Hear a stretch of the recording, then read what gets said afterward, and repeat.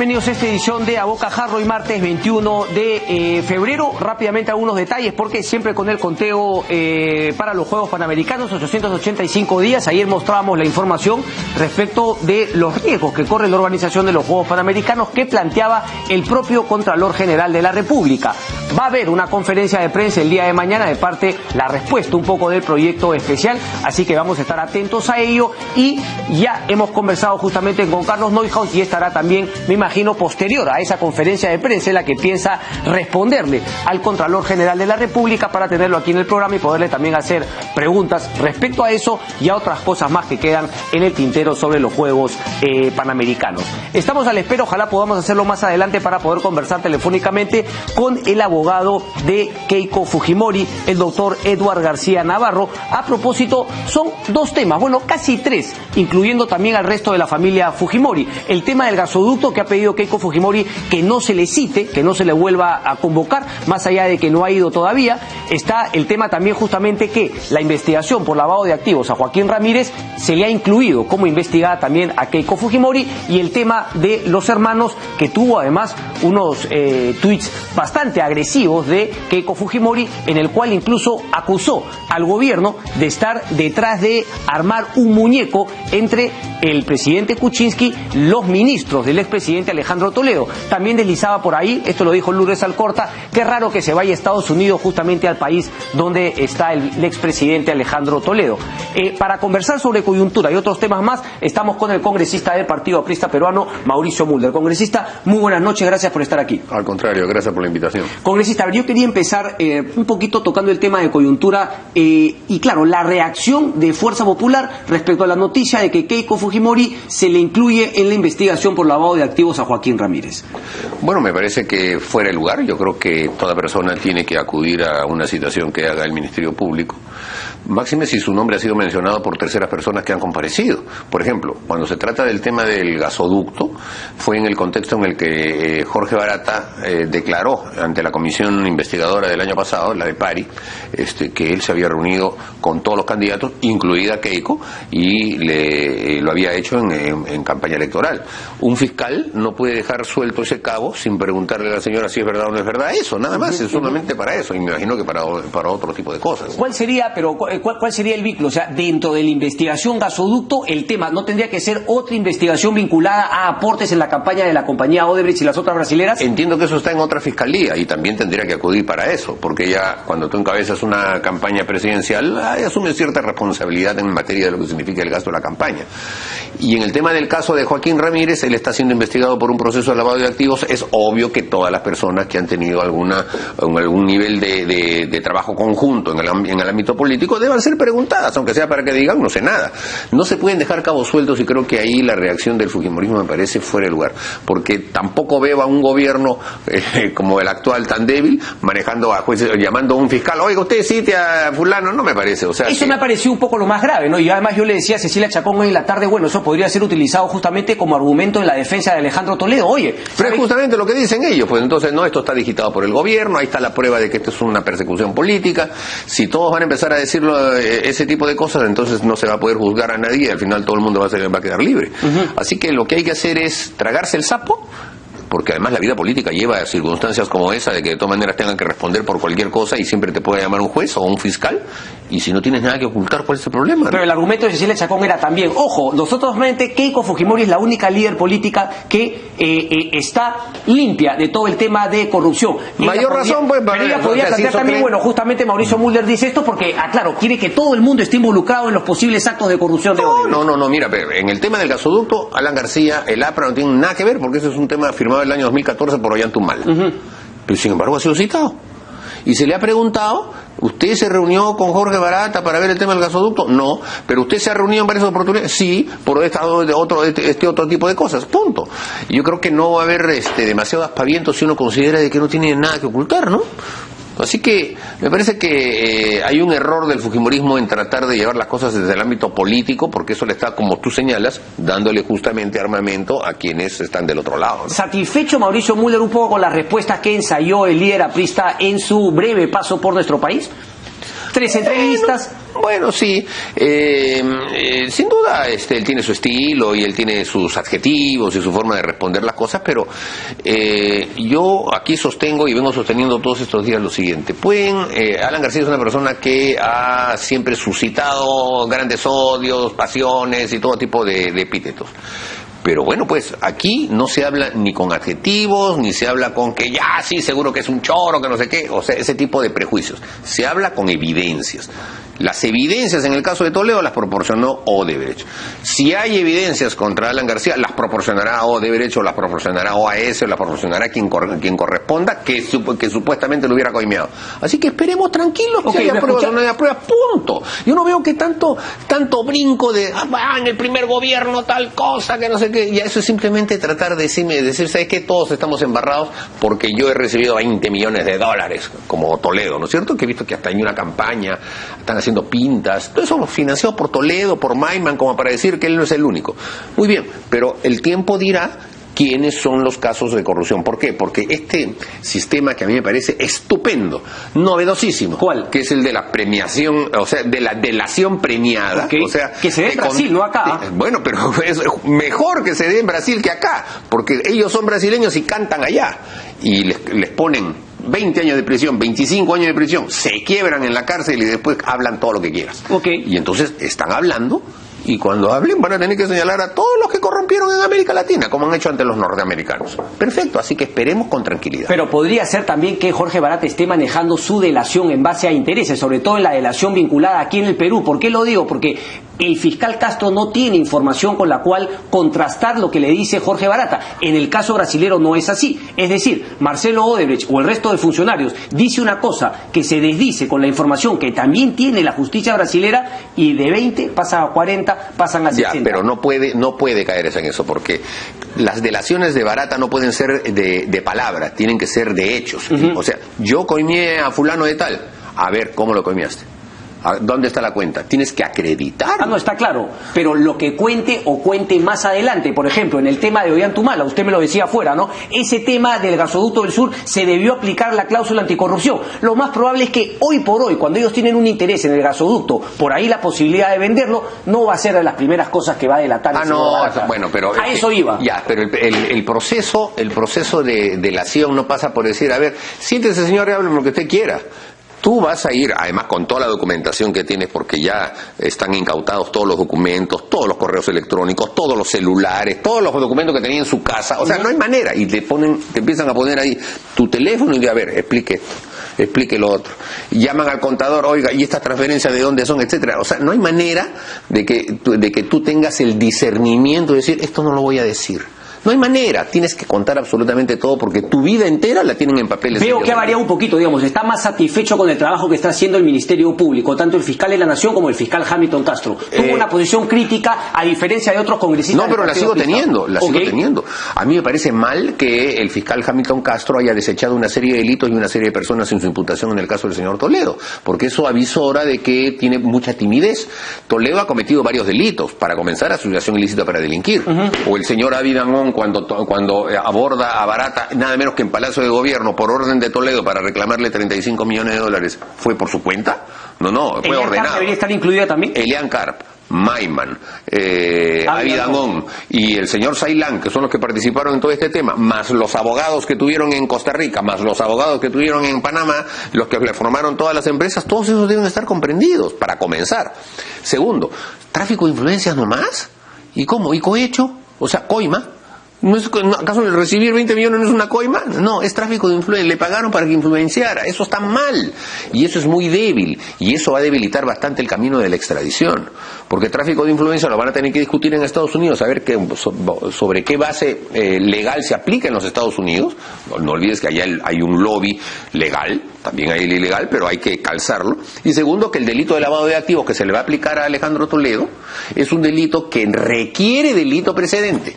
No es autónomo, porque autónomo es con posterioridad. La ley lo modificó y el delito se cometió en momentos en que estaba vigente la ley anterior. O sea que Toledo se va a buscar esos subterfugios a la hora de tratar de defenderse y va a venir con una condena mínima, o por lo menos con una presunción de acusación mínima, que creo que lo va a favorecer. Entonces, ese tipo de cosas sí las critico. Okay. Lo que no critico, lo que me parece bien, es que hayan tenido la capacidad de poder estar en Brasil, establecer buenas relaciones, recibir todo y actuar en consecuencia. Por ejemplo, en el caso de Cuba, del Huyo, del tema del tren eléctrico, han actuado rápido. Aunque claro, ellos ya estaban en el extranjero, pero bueno, optaron por venir. No hubo que hacer extradiciones ni nada de eso, vinieron. Y vinieron y están presos. ¿Por qué cree que han venido? Porque creo que ellos no podían, ellos los iban a capturar de todas maneras, pues, ¿no? O sea, no gozaban de una residencia, se habían fugado. En realidad se habían fugado porque se habían enterado de las cosas. Ahora, uno de lo que se baraja también, ¿por qué no tocaron el dinero? Por ahí dicen que justamente porque el dinero era para alguien más.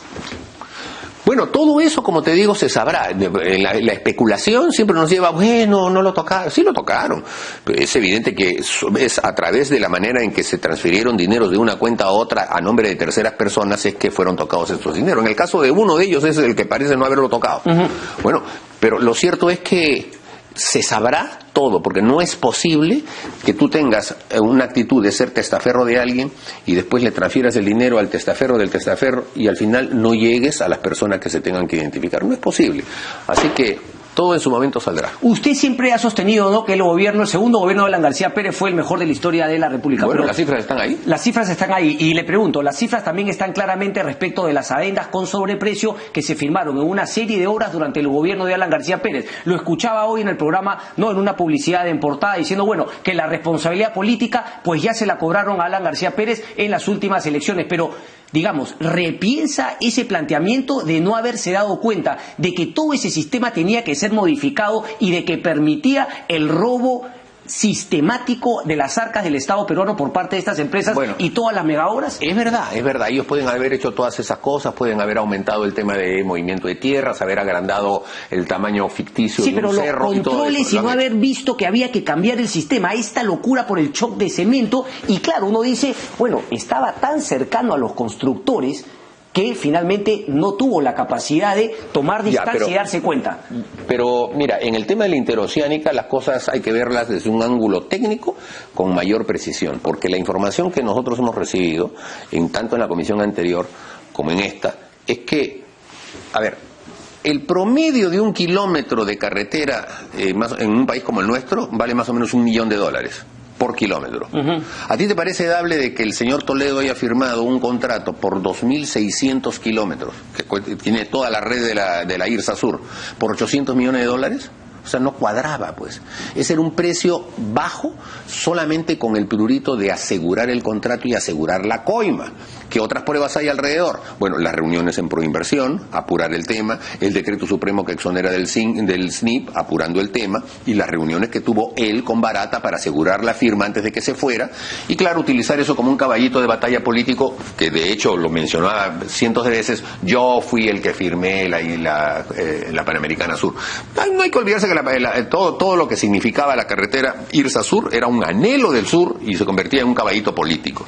Después vinieron todas las adendas y claro, porque le dejó la mochila pesada al gobierno siguiente, y obviamente en aprovechar esas adendas triplicaban los precios también.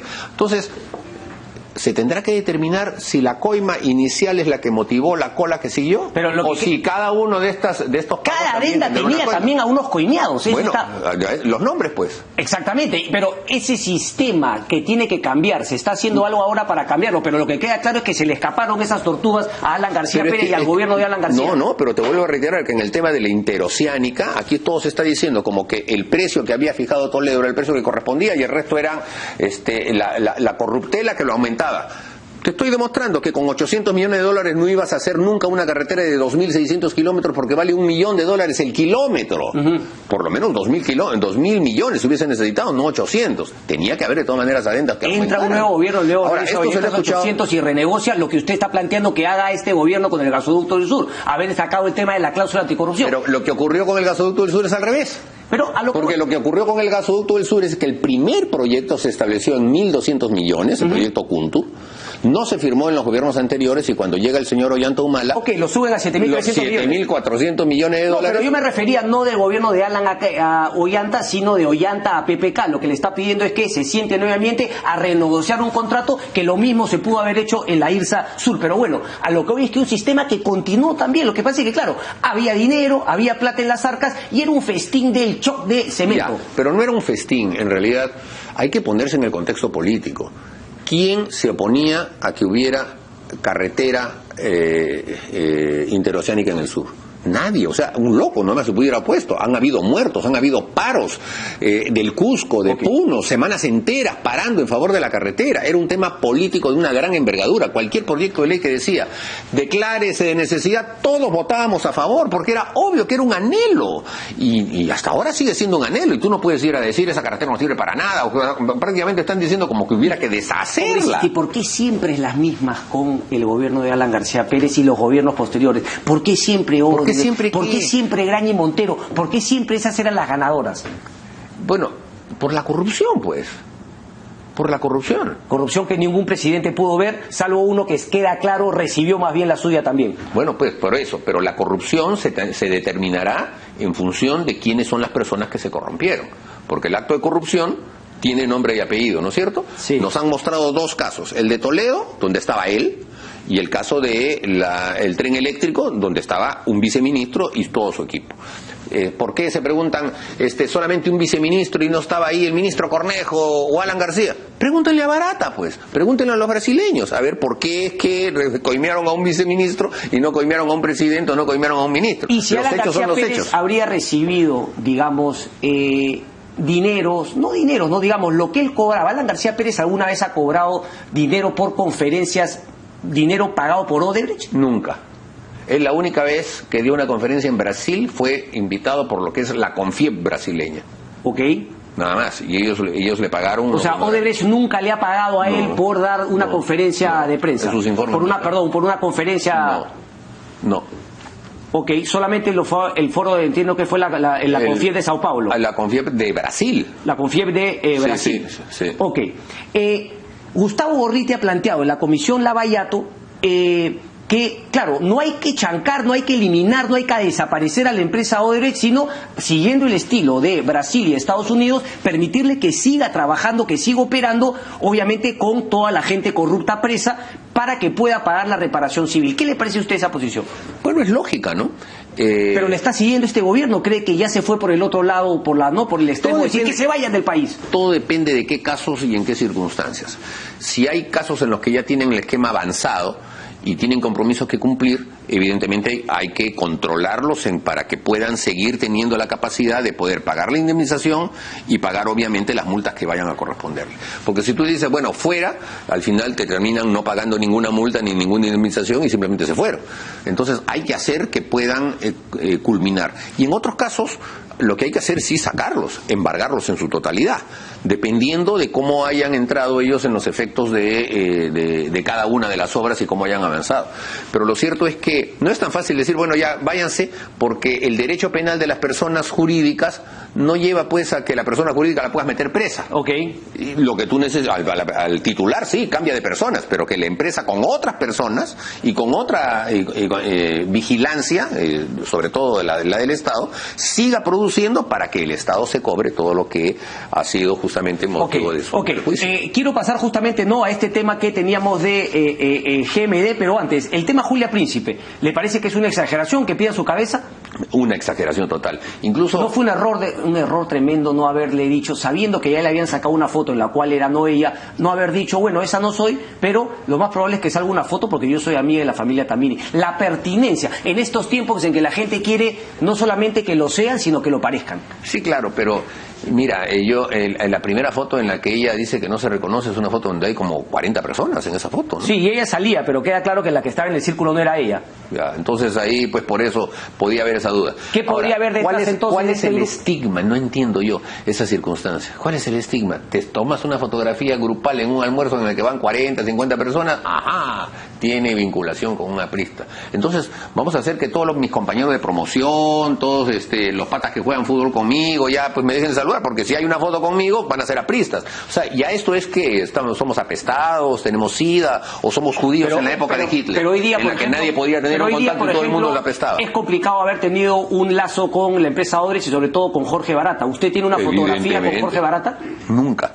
Porque no lo conocí. Porque nunca se cruzó con él. Jamás. Pero si seguramente hubiese estado en un sitio con él, diría, podría haber que hay una fotografía. ¿Por qué no decirlo sabiendo que hoy por hoy aparecer con Jorge Barata es un tema complicado? No, sí, claro, pero yo no tengo ninguna fotografía porque no lo conocí. Pero todo depende de las circunstancias. He visto fotografías de otros parlamentarios que han sido en circunstancias sociales. Correcto. Y no tienen ninguna importancia. Pero es que esas zonas sociales son las que más cosas me dan cuando uno los ve ahí bailando batucada en la Embajada de Brasil. Bueno, yo no fui a ese evento, así que ni hablar. Qué bueno que no haya ido. Quiero cambiar de tema, congresista, porque claro, a ver, lo escuché justamente a usted en su intervención, justamente donde se discutía la censura de Jaime Saavedra, en el cual usted mencionaba un tema de Graña Montero Data, que es una empresa vinculada a la empresa Graña Montero. Antes de entrar a ese tema, porque usted tocaba justamente la posibilidad de algo de las elecciones, ponme un cuadro, por favor, porque entiendo que usted también maneja esta información y es información que le ha llegado también al presidente de la República, Pedro Pablo Kuczynski. Es un cuadro que muestra, está muy chiquito, no sé si lo podemos agrandar, pero bueno, son adquisiciones en la RENIEC, ¿no? Dando como único postor y ganador a Graña Montero Data del 2011 al 2014, en el cual aparece pues que justamente era único postor y los montos eran, por ejemplo, el valor referencial 2.973.600 soles y el valor ofertado era 2.970.000. Y así sucesivamente, ¿no? Un montón de adquisiciones, licitaciones que se supone eran con postor único, y lo curioso es que hay dos nombres que se repiten: Ernesto Aranda Vergara, Javier Alvarado Carvajal, que estuvieron coincidentemente primero en la RENIEC, luego en la OMPE y ahora están en el Ministerio de Educación. ¿Qué información tiene al respecto, congresista? Bueno, a ver, si me hubieses dicho que me ibas a tocar este tema, me lo repasaba todos los documentos, pero te voy a hablar de memoria. Lo que hay es una denuncia que proviene de trabajadores que estuvieron en RENIEC inicialmente, que establecen que dos personas que no tenían el perfil de ser técnicos fueron nombrados en las gerencias técnicas en OMPE en el momento mismo de la campaña electoral y casi a la hora misma del cómputo de los votos. En las denuncias hay una suerte digamos, de lucubración, en el sentido de que si alguien que piensa que pudo haber alguna manipulación de votos, esas personas pudieran ser, pero no hay ninguna prueba al respecto. Pero lo que sí extraña es que las mismas personas que estuvieron en esos cargos, una vez instalado el nuevo gobierno, pasaron a trabajar en los mismos elementos que tienen que ver con toda la red informática con el Ministerio de Educación, el señor Jaime Saavedra. Y son personas que han estado vinculadas desde un inicio con el tema de Graña Montero Data, que es una de las más grandes empresas que maneja data en nuestro país y que depende de Graña Montero. Entonces, son cabos sueltos que yo los mencioné en su momento para que se formulase como un esquema de pregunta y se nos diga si hay alguna relación entre la casualidad de que las mismas personas que venían trabajando este tipo de temas en RENIEC, OMPE y después en el Ministerio de Educación, y que tenían esta vinculación con Graña Montero Digital, nos expliquen por qué tenían ese tipo de digamos, de tránsito, ¿no es cierto? Bueno, eso cayó en saco roto porque cuando ya vino el tema de la censura no hubo ninguna respuesta. Pero se mantiene en el Ministerio de Educación con la nueva gestión. Así es, se mantiene, porque la nueva gestión lo único que ha hecho es dejar todo lo que encontraron, que es a su vez lo que vino del gobierno del señor Ollantumala.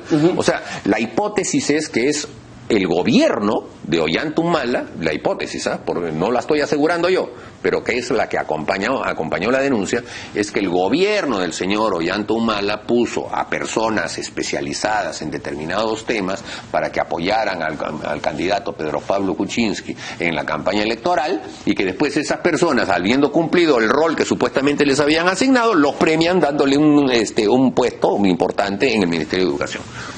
Así que ahí está el tema para que el que lo quiera tomar. Correcto, pero lo que eso todavía no hay pruebas, o sea, no veo pruebas todavía, ¿no?, que puedan llevarnos a esto, pero efectivamente también está el tema, ¿no?, de estas dos personas que le han dado sucesivamente adquisiciones o negocios, contratos a GMD con único postor. O sea, son todas esas cosas que tienen que reformarse en el sistema. Como en el gasoducto del sur se gana también con una sola empresa, ¿Cómo han sido tan pocas empresas las que han venido aquí al Perú y se han llevado la mayoría de contratos? ¿Dónde están las grandes empresas constructoras de otras partes del mundo para que puedan venir al Perú? ¿Esas cosas se están manejando en el Congreso de la República?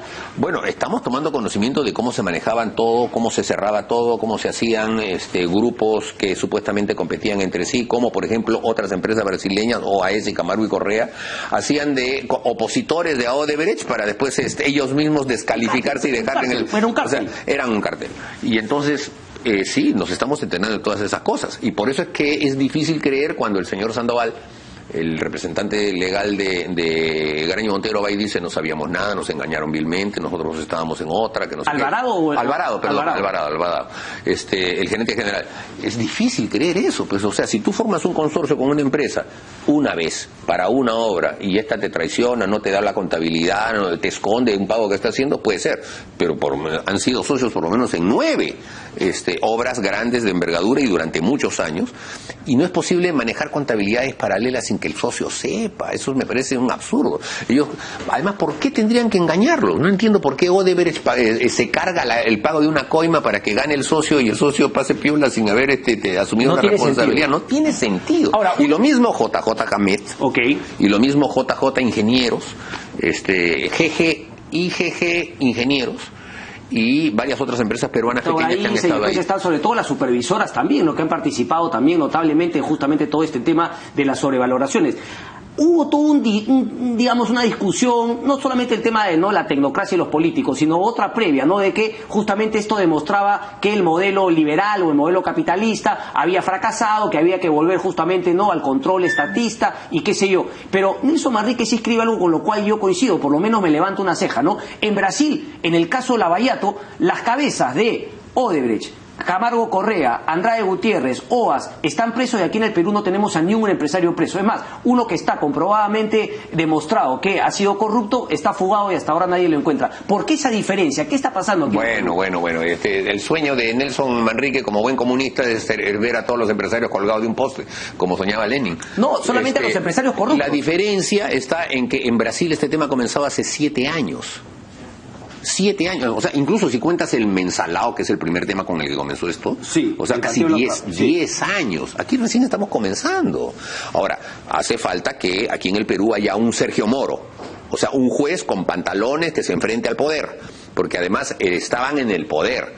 Y lo que hace la izquierda es tratar de soslayar el tema diciendo: no, esto es el sistema capitalista. Perdóname, pero esto era una política de Estado de Brasil. Sí, está claro. Detrás de todo esto estaba el Estado brasileño, estaba todo su poder, estaba Itamaraty, estaba Lula, estaba Dilma. Promovían una diplomacia con sus empresas y los traían y los ponían a sus empresarios y presionaban a los países de América Latina, que todos por geopolítica siempre hemos buscado tener interés de buenas relaciones con Brasil, es un país importante, y ellos aprovechaban de eso y metían todas sus empresas.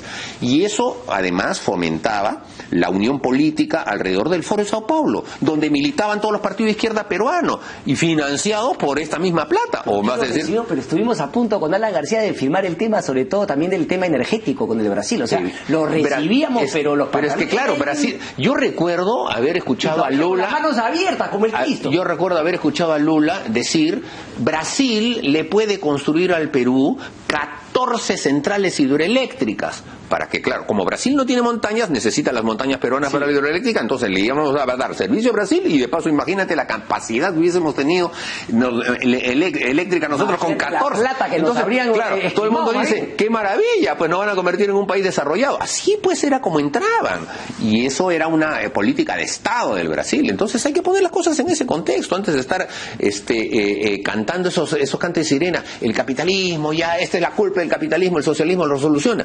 Al contrario, todos los regímenes cerrados de Estado, en donde todo se controla, es peor la corrupción. Eso lo está demostrando la dictadura de Fujimori, o lo demuestra el gobierno de Venezuela, o lo demuestran los gobiernos que han tenido ese tipo de gobiernos. Ahí hay mucho más corrupción.